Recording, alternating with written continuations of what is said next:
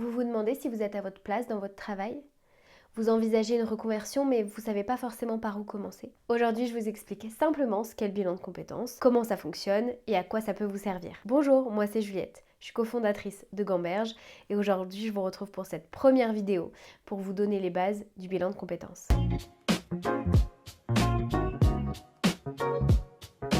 Alors, le bilan de compétences, c'est quoi? Un bilan de compétences, comme son nom l'indique, c'est un bilan. C'est un moment où le bénéficiaire du bilan de compétences va faire le point sur sa carrière pour plusieurs objectifs. Et il y a des objectifs qui sont des objectifs légaux. Donc le bilan de compétences doit servir à faire le point et recenser les compétences, les aptitudes, les motivations du bénéficiaire, le tout pour pouvoir en faire un projet professionnel. Mais il y a bien d'autres objectifs secondaires, on va dire, au bilan de compétences. Ça peut être de reprendre confiance en soi, de redonner du sens à sa carrière quand ça fait plusieurs années qu'on est dans le même poste ou la même entreprise. Ça peut être de retrouver un meilleur équilibre vie pro-vie perso, notamment après un congé maternité.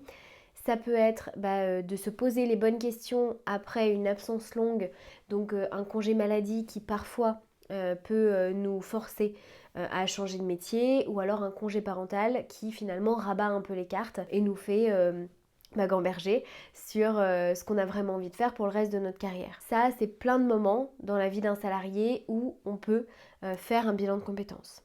Je dis salariés, mais les indépendants aussi peuvent avoir accès au bilan de compétences. Un bilan, on peut aussi le faire quand on est en période de souffrance, c'est-à-dire quand on est en train de vivre un burn-out ou quand on sent qu'on n'est plus forcément à sa place dans son poste et qu'aujourd'hui notre vie professionnelle impacte notre vie personnelle et potentiellement également notre santé. Mais si vous n'en êtes pas à ce point-là, ça ne veut pas dire que le bilan de compétences c'est pas fait pour vous. Dans certains bilans de compétences, on va aller faire des petits ajustements pour faciliter le quotidien de la personne. Un bilan de compétences, ça ne veut pas forcément dire un changement complet de projet professionnel. Ça peut juste vouloir dire continuer dans la même voie mais un peu différemment. Mais alors concrètement, qu'est-ce qu'un bilan de compétences et comment est-ce que ça se passe ?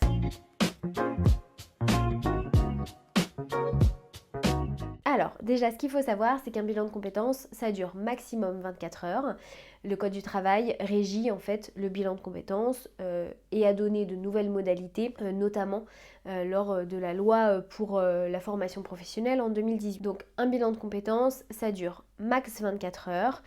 Ces 24 heures-là, elles sont étalées sur plusieurs mois, plusieurs semaines. L'idée, c'est vraiment d'avoir des phases d'échange en face à face avec un consultant et des phases d'introspection, de réflexion personnelle. Un bilan de compétences, c'est forcément avec un consultant, vous ne pouvez pas le faire avec n'importe qui, c'est quelqu'un qui est formé, certifié aux méthodes du bilan de compétences. Il faut aussi savoir que quand je dis qu'il y a 24 heures maximum pour un bilan de compétences, la plupart des bilans de compétences, ça va être entre 12 heures et 16 heures de face à face avec un consultant et le reste ou moins en travail personnel. Qu'est-ce que vous allez retrouver dans un bilan de compétences ? Donc dans un bilan de compétences, vous allez retrouver plein de choses différentes, du questionnement, des exercices, des tests. Donc ça peut être différents types de tests, des tests de motivation, des tests de comportement et personnalité, des tests un peu de vocation avec le RIASEC. C'est des choses qui sont souvent reprises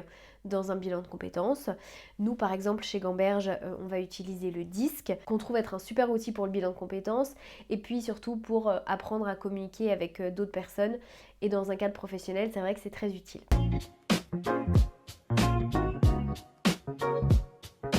L'idée quand vous commencez un bilan de compétences, c'est de prendre rendez-vous avec un ou plusieurs organismes qui vous ont un peu fait de l'œil. L'idée, c'est de pouvoir voir s'il y a ce feeling, si vous avez une bonne compatibilité avec votre consultant, parce qu'en fait, vous allez forcément lui livrer des choses un peu intimes de votre vie, même si bien sûr, on reste sur le versant professionnel, mais quand on n'a pas forcément confiance en soi ou quand on peut parler parfois d'échec dans le bilan de compétences, il faut être en confiance pour se livrer et laisser le consultant nous guider vers un projet professionnel que bien sûr le bénéficiaire a défini. Du coup, quand on commence les démarches pour faire un bilan de compétences, la première étape, c'est de regarder le type d'organisme qui peut nous plaire, quelles modalités est-ce qu'ils peuvent avoir. Les modalités, généralement, c'est à la discrétion de l'organisme, ça va être la durée du bilan de compétences, l'espace entre les séances, la durée des séances, est-ce que c'est en présentiel ou en distanciel, toutes ces choses-là. Et puis après, c'est de prendre un rendez-vous avec le consultant, de vérifier si le bilan de compétences peut vous servir, est-ce que ça peut répondre à votre objectif, et après de parler de financement et d'étaler les premières séances avec vous. Donc généralement l'organisme fait preuve de beaucoup de flexibilité. Si c'est pas le cas, c'est peut-être qu'il va falloir vous tourner vers un autre organisme qui colle mieux à la réalité de votre quotidien. Mais voilà, l'idée c'est de faire preuve de flexibilité, de caler les premières séances, voire toutes les séances, même si bien sûr ça peut bouger.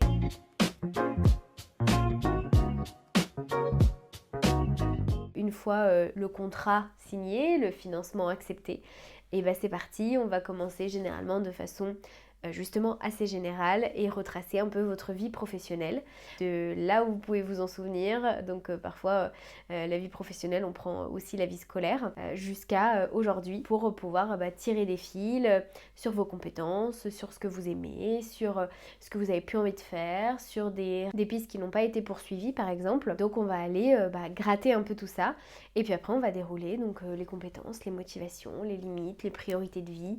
Voilà, toutes ces choses-là pendant, chez Gamberge, 16 heures de face à face avec un consultant. Et puis après, des exercices à faire chez vous. Voilà, je pense que je fais un bon tour du bilan de compétences.